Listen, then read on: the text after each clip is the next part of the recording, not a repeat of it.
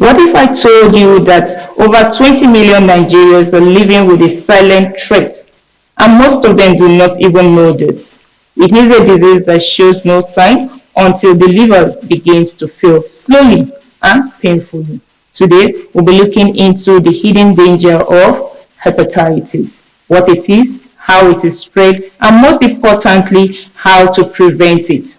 As always, you're welcome to your Health Trusted program where we look into health issues and, of course, where knowledge meets prevention. I am Salamat Ozioma Lukman. Now, before we go into our discussion for today, let's look at the benefits of these green leafy vegetables, and we'll be right back.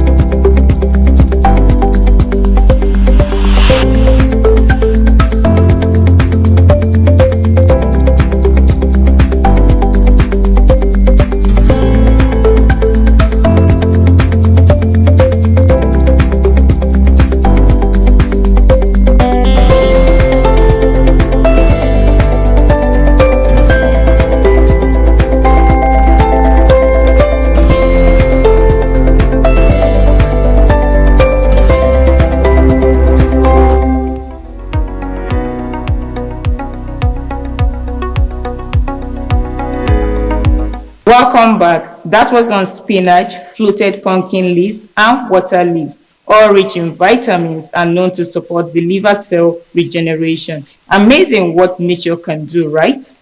Now let's move to our health expert, Dr. Uzomba Ugochukwu, as he breaks down what you need to know about hepatitis, its causes, prevention, and of course, different treatment options out there. Do stay with us.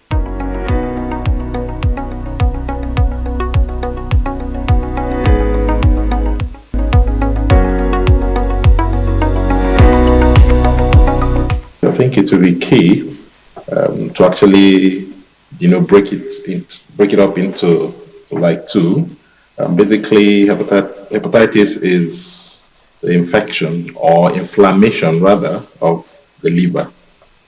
Breaking it up into two would be key as a result of what causes hepatitis. Hepatitis can be caused by basically two things. We have the viral hepatitis, and then of course we also have hepatitis that is caused by toxins. When we say toxins, including even medications that we can take to help ourselves. So when we say viral hepatitis, then we also now classify into different types of viruses that cause hepatitis. There are about 5 different viruses that cause hepatitis. There's a hepatitis A virus, there's a hepatitis B virus, there's a hepatitis C virus, there's a hepatitis D virus, and hepatitis E virus. And these viruses have their different modes of transmission, how they get to infect the person and of course affect the liver. For example, hepatitis A is mainly transmitted through fecal-oral route. When we say fecal-oral, we mean through ingestion of food and water that is contaminated with the virus.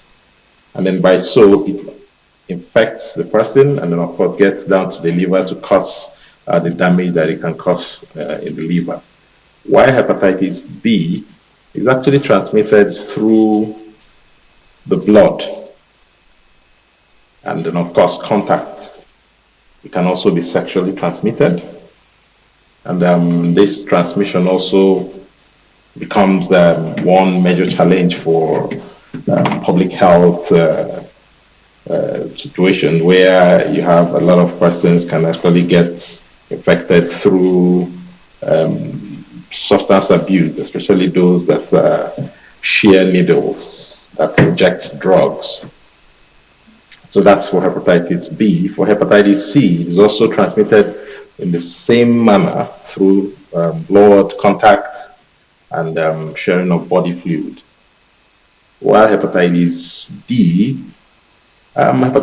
is unique because to a large extent it is dependent on hepatitis B for its replication, or cell replication, for it to actually grow or for it to produce itself within the human body. So without the infection of hepatitis B, there cannot be an infection of hepatitis D.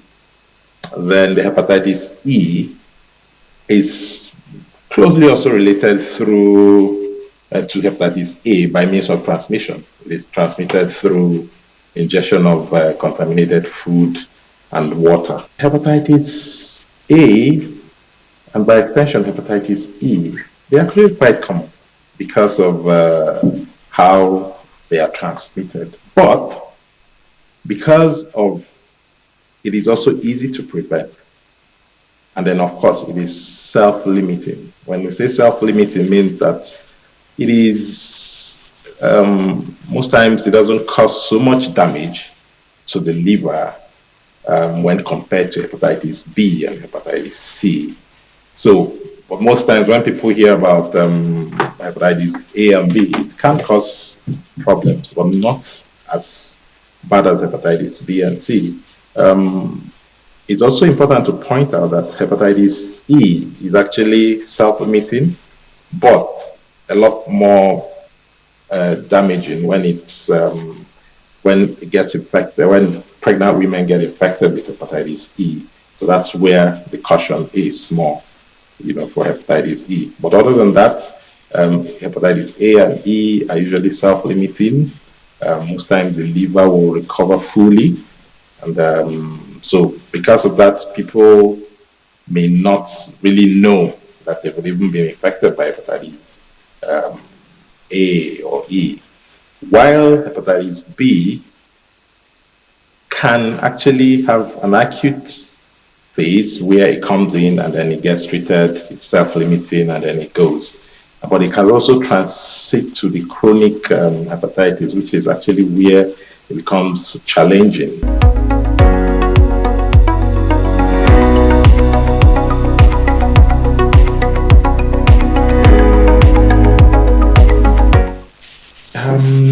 These viruses usually do not survive that long outside the body.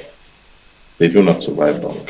They need the human host to be able to replicate. So I say replicate, but to be able to multiply, and then of course affects the person.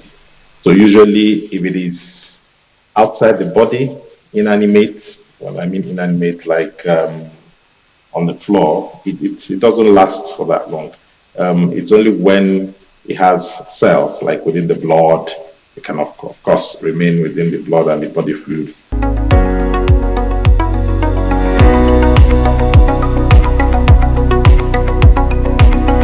One of the key ways hepatitis B can be transmitted is through blood transfusion of unscreened blood. In situations whereby the blood is not properly screened, and then the donor is someone who has the virus, so the person can get transmitted, can get infected. Then other means, like I said earlier on, will be where individuals share needles. Basically, of course, when you're sharing needles, the needle you're using comes in contact with blood, and then the next person uses the same needle to inject him or herself, especially for those that are drug addicts that use drugs, injectable drug users.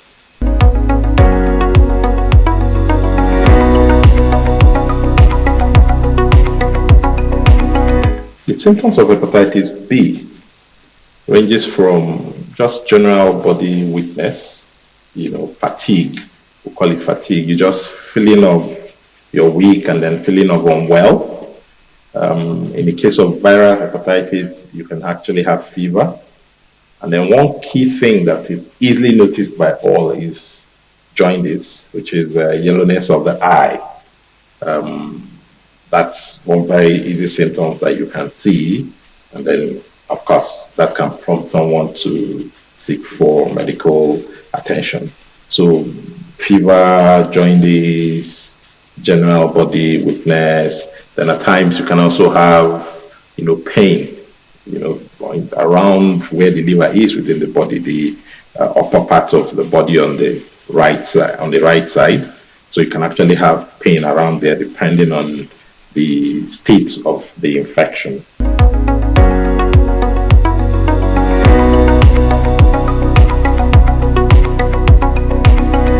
There's what we call acute and then chronic. So acute could actually, the person gets infected and then the attack on the liver is so strong that the person goes down, you have excessive fatigue, you have, of course, significant damage to the liver that the person is really very sick and can be admitted. And then a lot of acute cases can lead to death. Yeah, but if it passes after that stage and the person survives it, then you can actually have complete cure, which usually happens in hepatitis A and E. The liver recovers fully, and then in some situation, the damage to the liver, it doesn't recover fully, and then you don't have chronic, where the substance causing the damage, like in the case of hepatitis B now, it becomes chronic. From time to time, it affects the liver. It is within the system, it's not completely cured.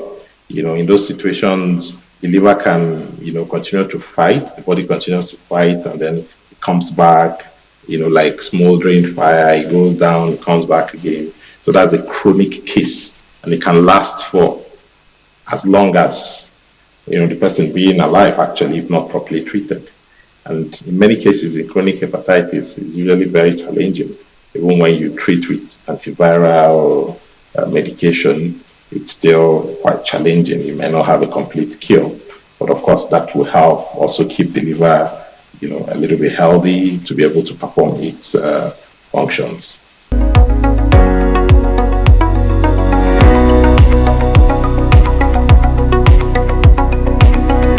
So when someone also has multiple sexual partner, it becomes a risk factor because it makes the person predisposed to having, several contacts with several persons. That's one. Then another risk factor can actually be the one's environment, like people who work within the laboratory, where you have to deal with blood and body fluid, or work in the hospitals. They're also at risk.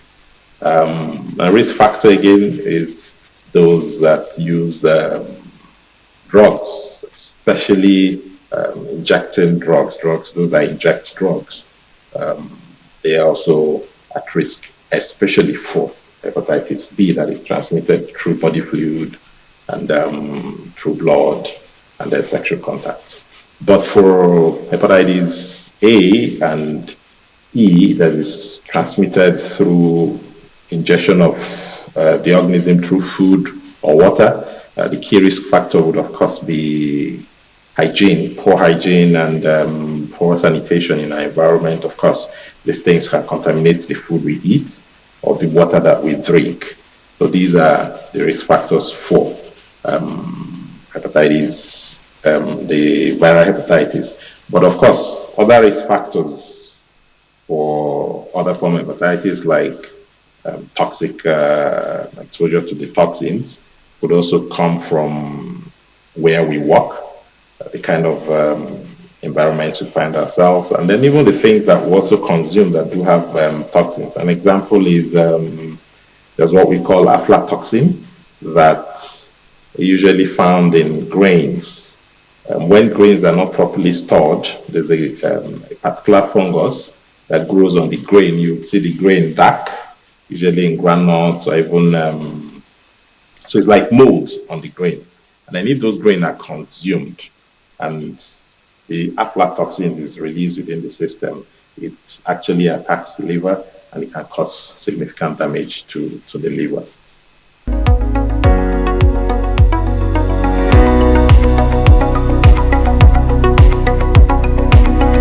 One of the mainstay of prevention of hepatitis, viral hepatitis, is vaccines.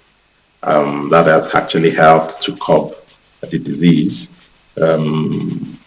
Most of, if not all of the hepatitis have vaccines, like hepatitis A, hepatitis B especially, given its mode of transmission and its notorious impact on the liver.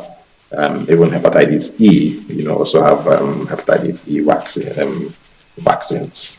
So, but the truth about it is the most common that is known is the hepatitis B, because most times the hepatitis A and the hepatitis E, even when it affects someone, the person recovers almost fully. But the hepatitis B is the one that can actually progress to chronic hepatitis. So you have the hepatitis B vaccine that is usually given to individual. I think it's actually part of immunization that one can access, but it's especially for those who are predisposed or who have risk factors surrounding them, people working in hospitals, working in the laboratories. So we actually encourage to actually take the hepatitis B vaccine so that you actually get protected from hepatitis B.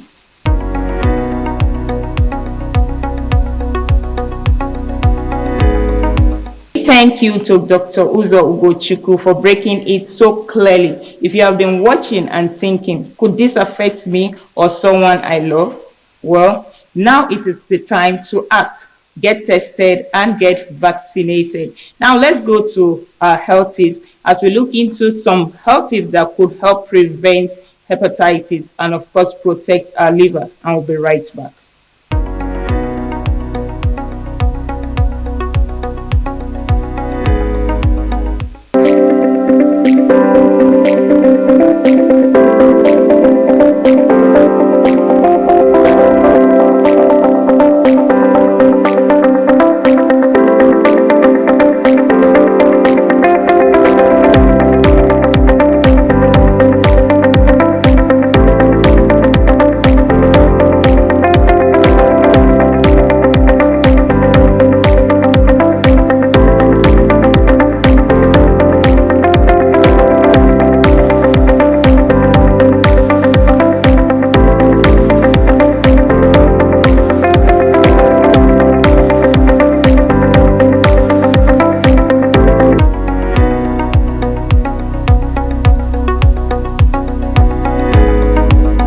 Remember, little changes in our daily habits can make a big difference in preventing hepatitis. Avoid unprotected sex. Up next is our Did You Know segment, filled with quick facts that might, just surprise you.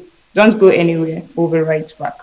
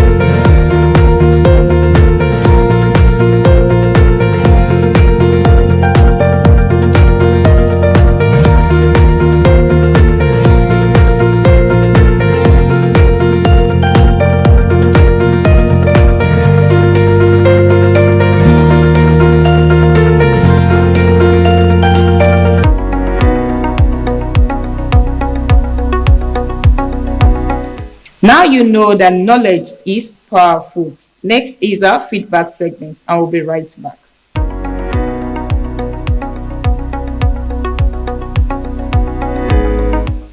Welcome to our feedback segment where we read your question, comments, and suggestions, and of course, your experiences. And you know, of course, that your voices matters. If you're just joining us for the first time, you can also be part of this by sending your messages to the numbers displaying on your screen. Our first question today is coming from Tolu, and it goes, Hi, presenter. Please, could you ask a doctor, can mental health actually be treated? And what is the difference between psychiatrists and psychologists? I have always been a bit confused about that. Well, thank you, Tolu, for your message. I'm sure you're not alone on this. Let's meet our expert as she gives us more idea on what your question is all about.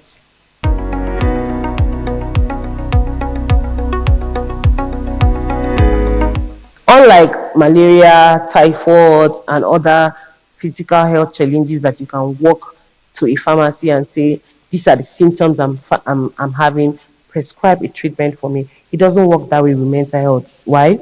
Because in our society and in our environment, we haven't grown to a point where we have normalized mental health conversations or mental health issues in every aspect of our life. So we are still going on, we are still making progress. However, if you know that you're dealing with something, the first step, the first treatment is to diagnose yourself. Now, you're not diagnosing yourself because you want to take medication. Of course, you can't even take these medications. You can't even take the medications for depression and other mental health issues on your own. You must be prescribed. So diagnose that you have something that is wrong with you. The second step is seek professional. Who are these professionals? We have psychiatrists, we have psychologists. Psychologists don't prescribe, psychiatrists prescribe medications. But you want to see a psychologist so that they can help you identify what is really wrong with you, what mental health issue. Mental health is a broad topic, has a lot of illnesses under it, or have a lot of topics and issues under it. So you want to identify what exactly is my problem. The next step is, of course, your professional or your psychologist will refer you to psychiatrist. Then they can decide on what treatment is best for you. So when it comes to treatment, you cannot do it alone. Welcome back. Hope Tolu that helps clear a whole lot of things or a whole lot of doubts that you have. Now, our second question is coming from Amaka Eze, and it goes, Hi, my child has sickle cell disorder, and I really want to know what are the possible complications we should be looking out for. I just want to be prepared and do my best, or the best I can. Well, thank you for reaching out to us, Amaka. Here's our doctor's reply to your question. Complications can affect any organs in the body. It can affect the brain, where they can come down with stroke, they can come down with seizures, it can affect the eye. They have something called sickle cell retinopathy. Some of them have blindness, temporary or permanent. It can affect the chest, they can have chest infections, they can have acute chest syndrome, they can have pulmonary hypertension, it can affect the gallbladder, it can affect the limbs where they have vascular necrosis, they can have leg ulcers. In men, they have something called priapism. It can affect the kidneys, so it can affect any organ of the body basically. They are prone to pain, which is the commonest thing that happens to them, pain, apart from the other complications that had listed here. So they are prone to pain, they are prone to complications of the disease, they are prone to other crises of the disease. So that would usually affect their normal cells.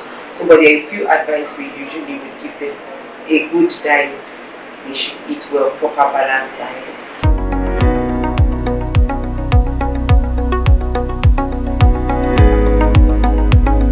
This is where we call it a wrap on today's episode. Our discussion today was on hepatitis.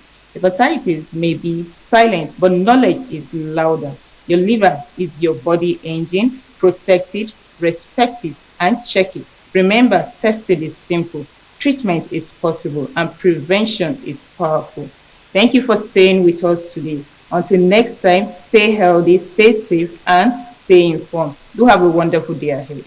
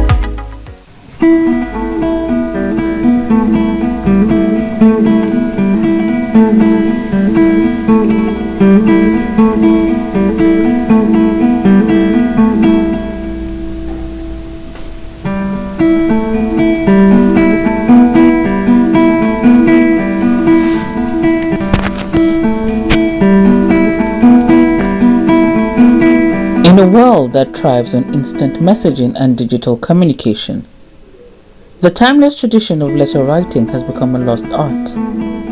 There's an undeniable magic in receiving a handwritten letter.